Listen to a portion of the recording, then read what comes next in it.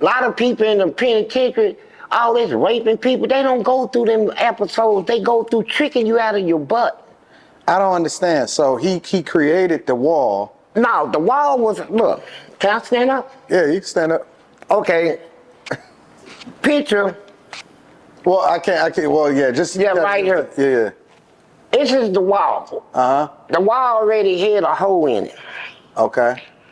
What he did, he took a plastic thing, like a balloon light, and blowed it up and poured some baby powder in it and blowed it up and tied it, right?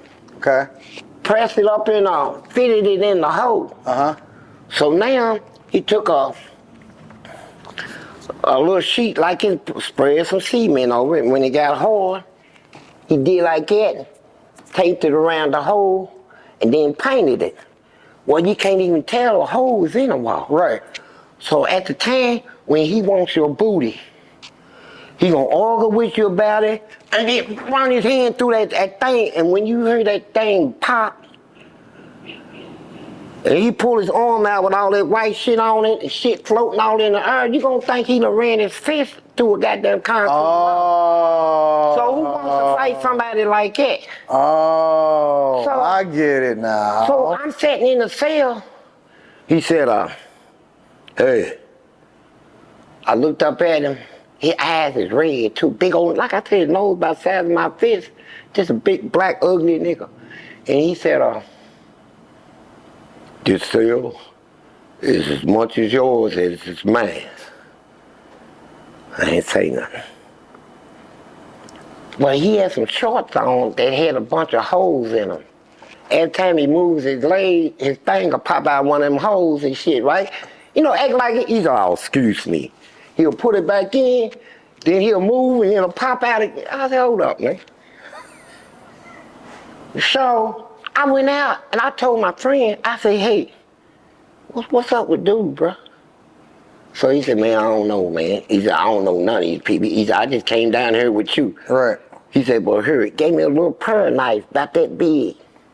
He stole it out of the kitchen, so I took it in there. So now he got on some different type of shorts. These right here, the holes is like long like this, so a lot of it gonna fall out of these, right? So I'm sitting down on the bed. So he's walking around and he said, the hell with this. So I looked over at him to see what he's talking about, right? He said, I'm sick of it. He had a freak book. He said, I'm sick of reading this. So turn up the freak book, right? He said, I want man's real. So I ain't saying nothing. Well, what this nigga talking about, right? I sat down and right. And he said, you hear what I'm saying? I said, what? He said, I'm tired of it. I gotta fuck, son. I said, shit, who this nigga talk to? So the door's locked, right? Mm-hmm. I said, shit, you got me locked in with this nigga kill me here. I was thinking, right? So he said something, he said, his thing popped out, so I said, hey, and it's hard this time. When it popped out, it was up. So I like, I said, hey man, why don't you show me some respect? He said, what? He said, nigga, the only thing I'm gonna show you is this big black dick up in your ass, nigga. And he hit that hole, man. That thing said, boom. And he was shaking his arm like, I could have sworn that I saw the wall shake, right? And you had never seen that before, though? No. Okay. I thought this motherfucker did this. I mean, I thought he actually ran his hand through this wall. Yeah. And it looked like his arm was stuck. And when he pulled it out, I seen all that white stuff over. I didn't know it was baby powder. I thought it was cement. And he ran up on me. He said, nigga, stand up. Stand up, nigga. Do I gotta fight you, nigga? Look at that.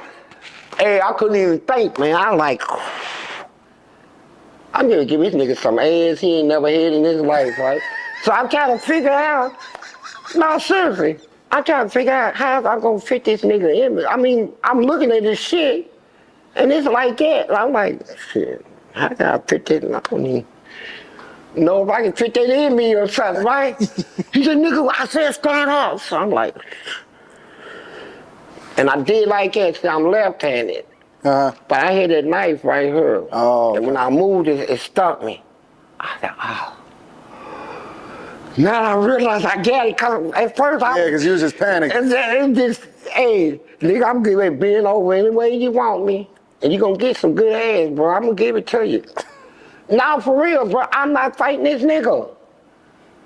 But when I realized I had that knife on me, I did like that and sliced him. I sliced the fuck. Hey, oh, excuse me. No. You can say whatever you want to say. I sliced this man so bad, man. He couldn't even get up. And he was screaming, and all them inmates was shaking their door, hollering for the guard. So when the guard come up here, I'm over by the toilet, holding that knife, and I'm shaking it like that. I'm shaking it. They say, put it down, put the weapon down, put it down, just give it to us. It's gonna land off. They were talking, and he was right there laying by the door. He was just in a pool of blood that he couldn't even get up.